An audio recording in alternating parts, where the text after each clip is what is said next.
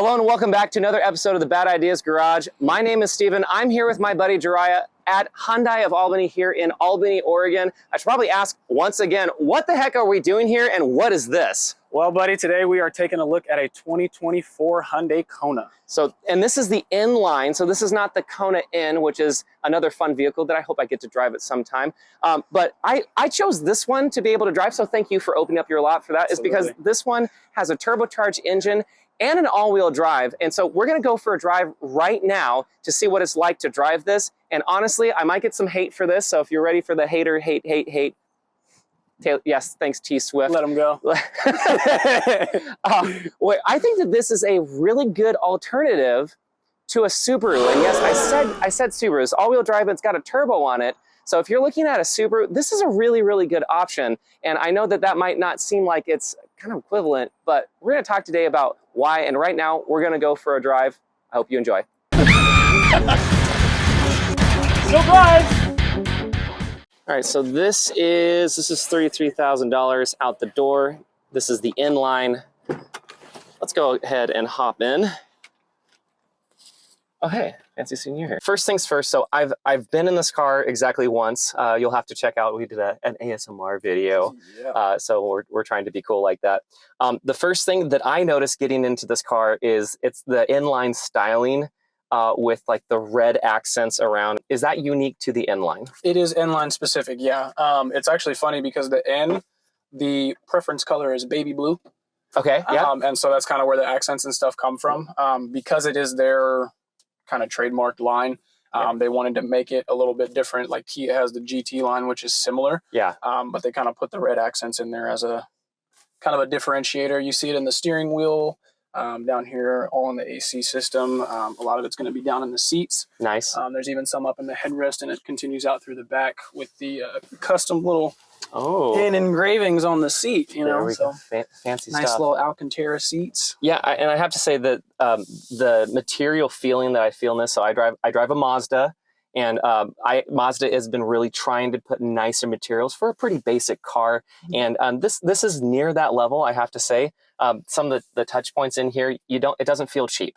You know, that's one thing that drives me nuts. Is I was driving the Ford Mustang Mach-E GT $60,000 car, and I opened up the glove box and it just went thong, thong, thong, thong, thong. And this, like, just that little difference between this nice material on the outside and there's a stop point right there. And I know that sounds picky, but this car is half the price and has a better glove box. And it's those touches, the difference between a car that's, you know, a nicer car for the money, etc. So let's go ahead. I have the Hyundai corporate key. There we go. See, it's a Hyundai logo. Let's go ahead and, you know, it's keyless start. So I've never driven this car before. So we're just going to get the first organic start, and we're literally going to drive to my church. So we're going to church. Okay, that's okay. I love that this is a screen that goes across the entire dash, and there are actual buttons, physical buttons. So if I want to be able to change anything HVAC, anything with the infotainment system, it's just right here. And you can see that here are the accents that we're talking about. These are the accents of the seats. That's just really nice. Yeah, there's the N logo that's right there. Really nice proportions. This has the moon roof, which is really nice. I love that the steering wheel have the N logo that's right here. And it's very grippy. And again, these are all the materials that are just really nice to touch, especially up here. My goodness. Here's what I was talking about with the glove box. This is just a nice place to be. Any thrilling commentary? I would say if there's any current Kona owners that are watching right now, biggest thing, something you guys might have noticed, is that the back seat of that car, 23 and before, is a little bit small. They added about 7 inches of legroom in the rear seats, as well as 3 inches of headroom. There's about 6.5 cubic feet of added volume in here, so you have a lot more cargo space, a lot more headroom. Me personally, I'm 6'6", and I got all the legroom I could possibly need. Boom. And I mean, this is just like, it's very airy up here. I mean, so you're 6'6", I'm 6-ish, and it just, I sit really close to the steering wheel, but it's like, there's just a lot of space. It feels very comfortable to be back here. And then I really like that all of this is very easily accessible. Is this wireless? That is. So wireless phone charger? Yeah, wireless phone charger and CarPlay, I'm guessing. Yes, Gotcha. it will have CarPlay. Cool. It will be wired CarPlay in this. That's what this specific USB is for. Okay. Okay. Just Gotcha. because it has navigation in it. Yes. Okay. And so when most cars that have that, the manufacturer just wants you to differentiate, do you want to use your phone or use the car? So it's going to be wired. Gotcha. Okay. And I guess while we're here, we can poke around. So if you've seen the other video with Jake, our buddy Jake, we went through a lot of this stuff that is probably going to look fairly familiar, but let's take a moment just to see if there are differences. So there's a camera mode. Okay, so you can pull up the camera. That's great. Is this a 360 camera? This one does not have the 360 camera. The limited will. Okay.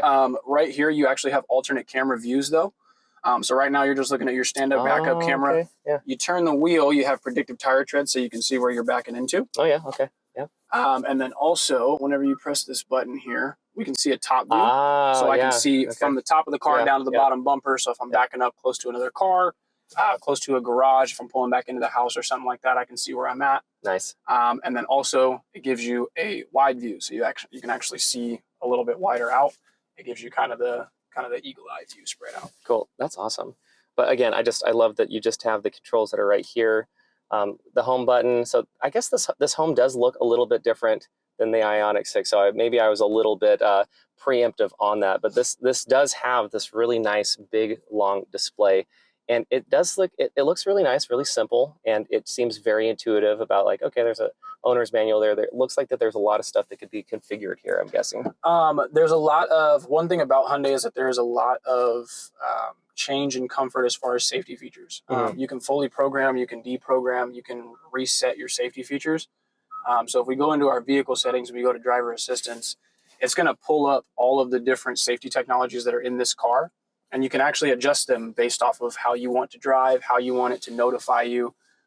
So like a lot of the stuff with driver attention warnings, you can change if it'll let you know if a vehicle is leaving, or if it'll check your attention while you're driving.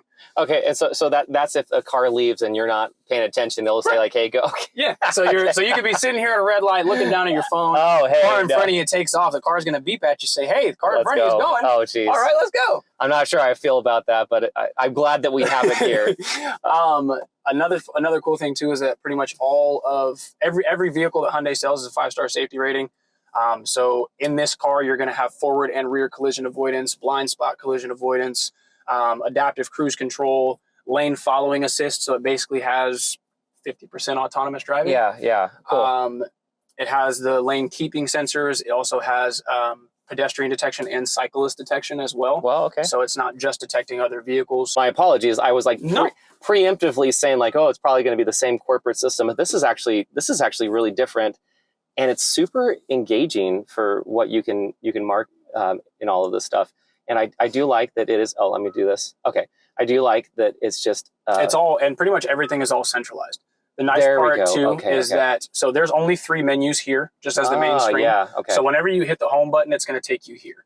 Gotcha, okay. You swipe over here, this is going to be like your main, like, hey, I want to check the weather or my setup, or if I want to connect my phone. Yeah, okay. This is like all the other stuff. Just all ownership stuff. Diagnostics, there's a mobile copy of the owner's manual. Oh, yeah. If you need to set up your maintenance, or when they go to like reprogram your intervals and stuff. Yeah. They do all that stuff from here. Okay. And even like HD radio data, which a lot of people don't use, but it's actually really cool because you can check a Doppler radar. You can actually check the traffic reports and fuel prices. It will show all of the adjusted fuel prices. You can adjust them by price. Gotcha. So in a gas car, especially being in Oregon, for a lot of people that are dealing with the gas prices going up as high as they are on the West Coast, that's a nice way to kind of help your car help you save you some money. Gotcha. So. Okay. Well, that's really cool. Okay. And then I'm getting distracted in ADHD. Okay. So you have these little tiny symbols here to show you when it's closed and when it's open. I guess that actually is really helpful because you can't really tell the actual vents are recessed in there. Really good. I like that they're right here. A lot of air is coming through here. I'm guessing that this is a speaker over here. Okay. All right. There's a lot that we can probably go into in all of the idiosyncrasies of the menu, but I want to get this out on the road. The last thing. This is all-wheel drive. The drive mode button. So in terms of drive mode, I'm just gonna. Okay, so we have sport, we have snow. Okay, and is there? Yep. Okay, so we have 3 of them, but then there's also a lock. if we want to lock the different, is that locking the differential? Center locking differential, so you have all-wheel drive and four-wheel drive capability in this car. Wow, okay. One of the only crossover hatchbacks in class that offers four-wheel drive and not just all-wheel drive. Up until 23, it was actually the only crossover hatchback in class that offered all-wheel drive at all. Oh, that's awesome. Okay, so I'm going to put it into, I'm just going to leave it in normal. Let's go for a drive. Hyundai has a new shifter. Is this over a lot of the cars? It's been over quite a few of them. The Tucson doesn't have it yet. Okay. Like most of the mid-size SUVs don't have it. But I think they're going to start incorporating it once 24 hits across the product line. It's honestly, it's super easy. And, you know, unfortunately, not a lot of cars are manual transmission anymore. So you don't have to have it here. You have this nice, big, wide area. And unfortunately, I don't have my wife's Stanley Cup, so we can do the Stanley Cup test in it. The cup holder situation. I think this passes. Does it pass the Stanley Cup? It does pass the Stanley test. My wife drinks nothing but Stanley. Yeah, okay, so you know what's up. We are all good, buddy. Yeah. Okay, so it's been a while since I've driven a car with a turbocharger. And does this have the dual clutch, or does this have the regular automatic in it? This one has the regular automatic. Okay. The N is the one that comes with the dual clutch. Gotcha. Okay.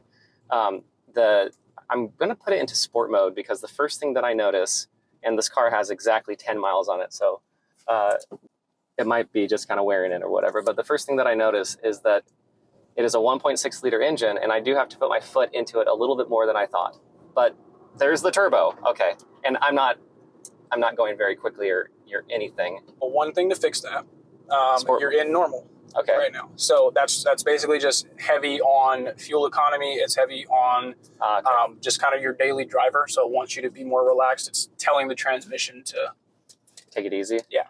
And then when you hit sport mode, that's actually activating the turbo. All right. So I'm at a stoplight. I came to a proper stop.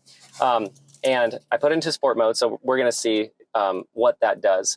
But it is a 1.6 liter engine. That's a pretty small engine, but you're right. If you want to have the capabilities of having fun, but you also want to save gas, a small turbocharged engine is really the way to go. So I think that's great. 30 miles a gallon, by the way.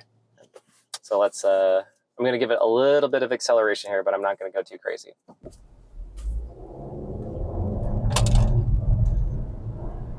Okay. That immediately fixed the throttle. Just like you mentioned, entirely true. And then on top of that, that was 0 to 30, more than enough for daily driving. The sport mode on this feels very comfortable. I like the way that it shifted. For daily driving stuff, this is going to be great. Is it an 8-speed automatic? Yes. Okay, so it's 8-speed automatic. So that means in that long gear, when you're on the highway, you're going to be getting, you're not going to be revving a lot. Okay, you can definitely feel that's a turbocharged car. And I don't drive a lot of turbocharged cars. That's not a bad thing. To be honest, it's not a bad thing. It's because the turbos, it depends on how you're driving it, but you can feel when the power comes on and you can feel that engagement. And honestly, that's a ton of fun. But at the same time, I was like, oh, that was kind of fun. And I'm doing, I was doing 38 miles an hour. And I'm like, that's a really key to be able to have fun in a car. That's something you can drive every single day, but not get in trouble. Oh.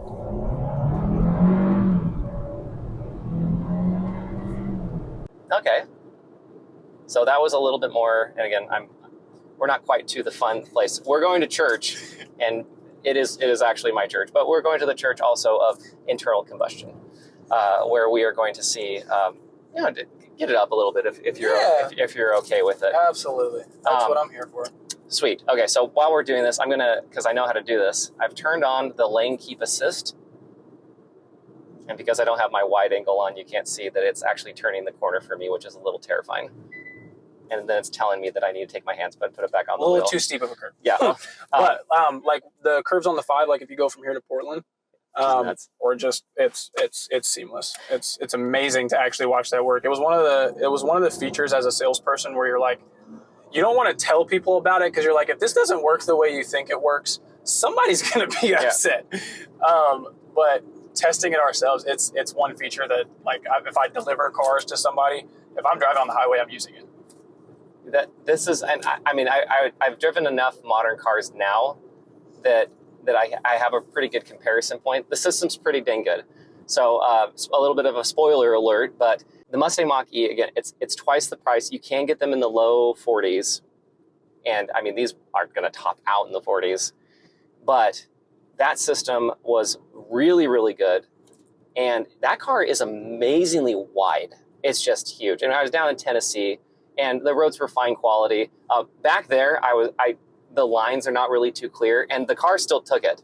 And then it was like, hey, dummy, like pay attention again, because I'm not looking straight. I was talking with Jirai, and the car still did the turn, and then it gave the very kind, please put your hands on the steering wheel.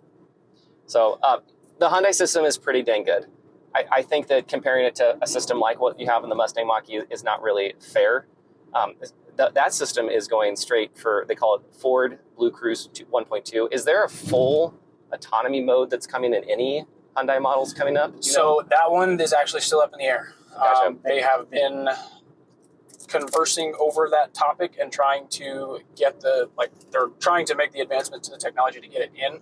We don't know if it's they're probably gonna go with the EVs first, so Ioniqs will probably get it first. Yeah. But we're probably gonna expect them in the, I don't want to say 24s, because 24s are coming like right around the corner, but I'm almost positive that they should be in it by 25. Gotcha. Cool. So that being said, we are now at church, so you don't have to pray about safety here, because we have done this many, many times. And Jake said it was okay last time to do a full drag race here, so we had lots of fun. All right, so I'm getting permission right now. I've put the car into sport mode, and we got the 5, and we got the 6, and I'm actually going to turn the camera around and point it out this way just to see what happens. And I don't know anything about the stats of this car versus that, and we're going to see what happens. Okay. All right. So is there anything else besides just go? Yes. Okay. Okay. Ready? 1, 2, 3. Oh! Oh, he gone. Oh, he gone. Oh, geez. So I'm not going to do anything besides just mash the accelerator. All right. So we're just gonna go. Are you emotionally prepared? Absolutely. Okay. Here we go.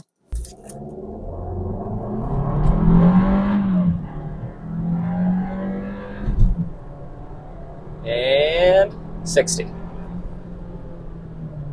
And taking it easy. Mm-hmm. So I feel like we're kind of spoiled because those Ioniqs. But I will say that it took a second for that turbo to spool. Once the turbo spooled and we were probably at like 2,200 RPM or whatever, it took off. And for what you needed to do, more than enough. And that's with 13 miles on the car. The braking period for the 1.6 is about 1,000 miles probably, or 500? Not even that. It's like 350 to 4. Gotcha. And by that time, you should be getting the optimal as far as fuel economy, as long as you're not driving like a bat out of hell. Like I was just doing. Yeah. But I gotta say, once the turbo hit and we're going, I'm like, this is more than enough power, and it just went. And you could feel the turbo working. It's not an electric car, but it's more than enough than what you needed. And if we're going to be competing against something like a Crosstrek, I mean, the horsepower numbers are going to be near equivalent, and it is really comparable for that. If you are looking for something that is like a WRX, this is really not that, to be fair. But if you're trying to compare this for something like a Crosstrek, I'd still go for the turbo motor, to be honest. And the transmission's really, really great. But you get a real transmission and not a CVT like you get in the Subaru, which is awful. But we're going to go take some beauty shots. I will say that the outside of this, some of the traits of the car where it's like the wheels are a little blingy and you have some body cladding, but I mean, honestly, I love it. And what is your opinion about how this looks? From seeing what they've changed, my biggest takeaway is I love the fact that they made the body style more aggressive.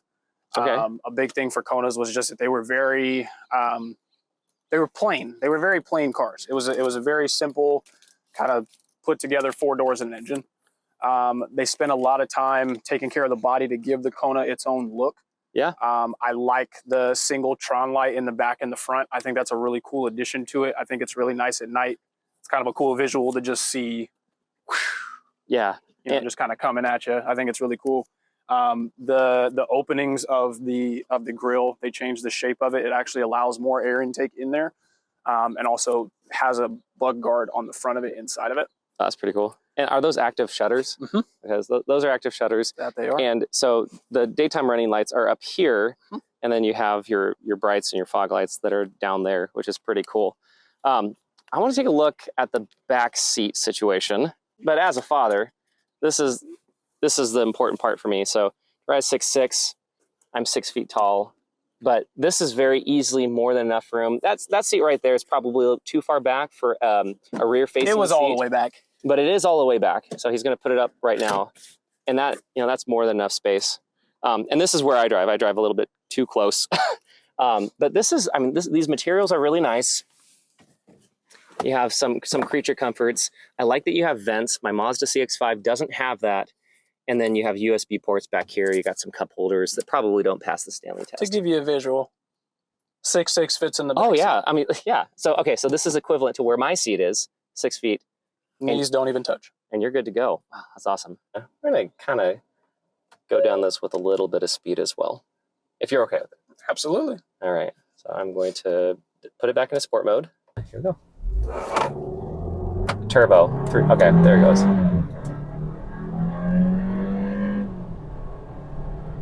60, 70.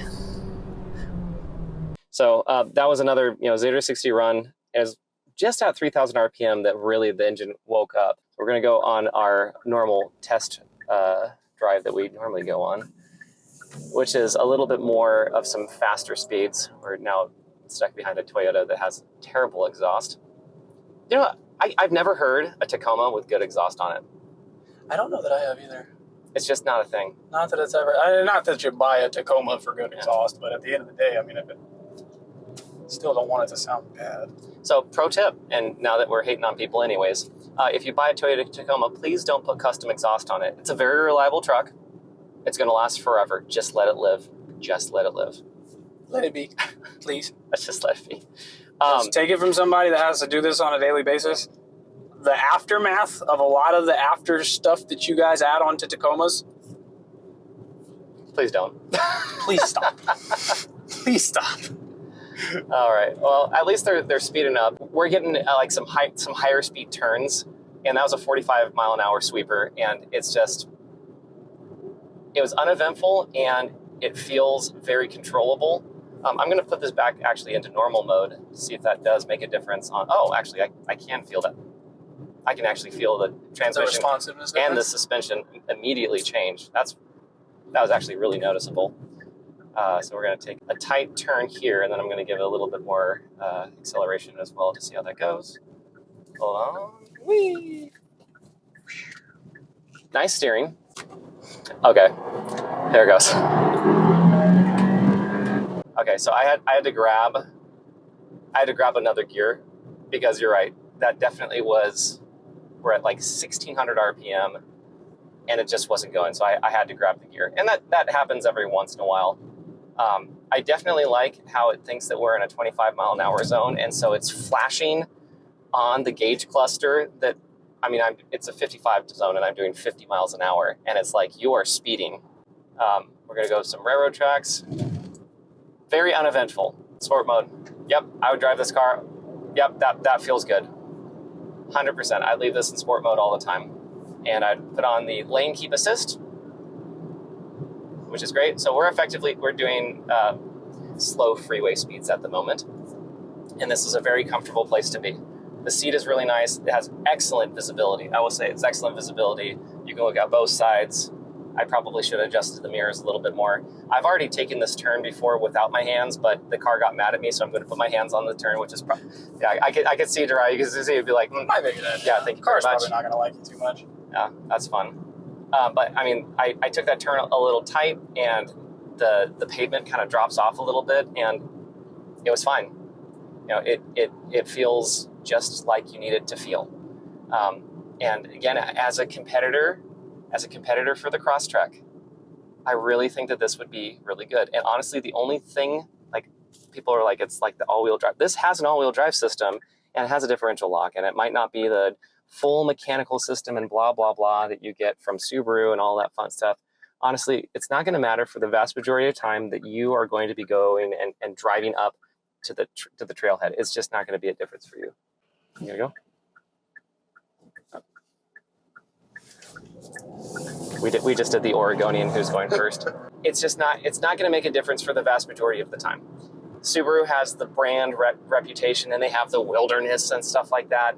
That's not going to make a big difference in your daily life. What is going to make a big difference in your daily life is things like the Crosstrek has a continuously variable transmission, which drives me nuts. And the continuously variable transmission will absolutely suck any fun out of any engine that they put into it.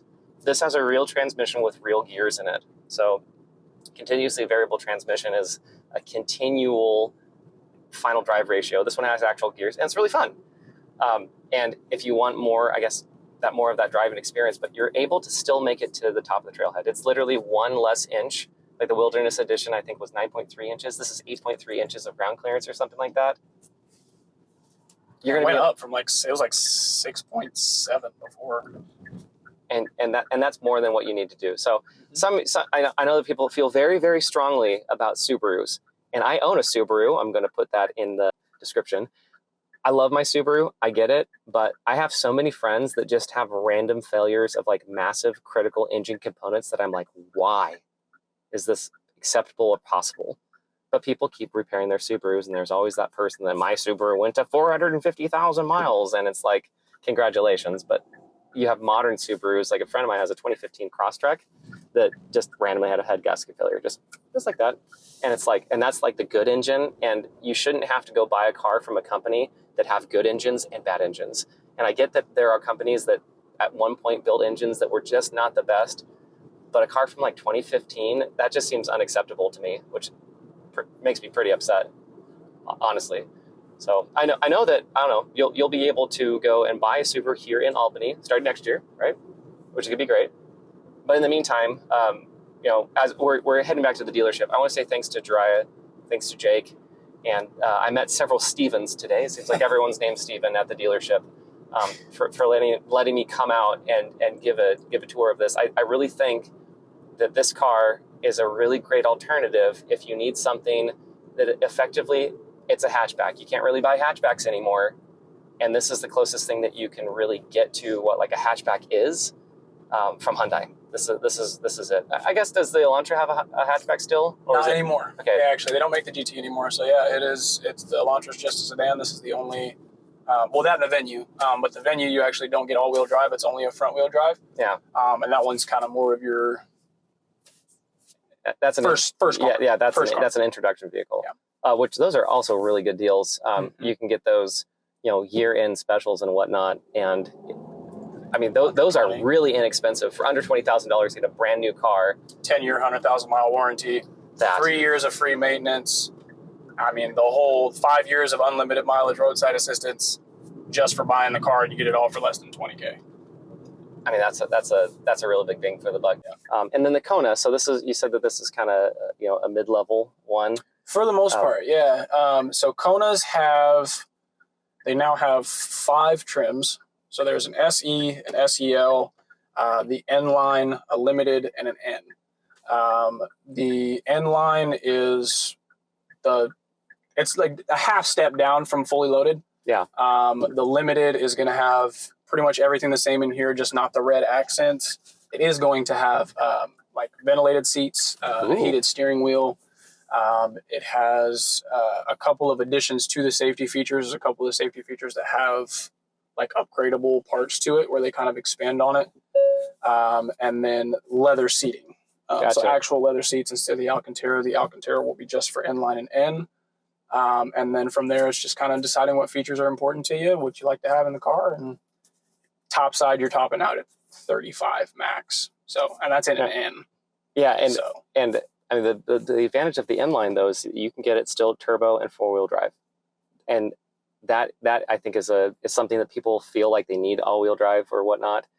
And I have my thoughts about that. However, if that's something that you want, it's like turbocharged and all-wheel drive vehicle, around 30K. I mean, that is a really good deal, honestly. And I'm sure I'll be able to drive the Kona N at some point. As soon as it's here, buddy. Yeah, as soon as it's here, because we're waiting too. Yeah, and I want to drive that because the way that this car drives, it is really nice. It really is very nice, and it's not dramatic.